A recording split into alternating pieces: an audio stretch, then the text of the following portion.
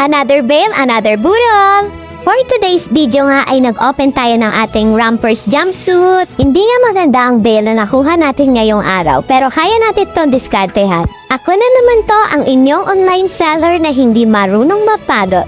Dito sa part ng video nito ay naglalabang nga tayo ng mga Rampers jumpsuit natin para maalis yung mga gusot.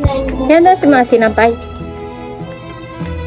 Pumunta na nga ako sa likod ng bahay para i-check yung mga nilabahan na Rampers jumpsuit. Bigla akong na-excited dahil talagang biglang gumanda yung mga Rampers jumpsuit natin. Tara mga kaukay, i-check na natin yung mga Rampers jumpsuit na nilabahan. Natuyo na nga dito yung mga sinampay nating Rampers jumpsuit kaya pwede na siyang picturean. By the way, napapasalamat nga pala ako sa mga buyers ko nationwide dahil within 1 day sold out naman agad ang ating trouser pants. Good vibes nga ang online seller nyo dahil napaka-smooth ng transaction ngayong week. Parang grabing nakaglaze lahat ng buyer ko. Ang bilis mag-pay at ang babait pa mag-chat.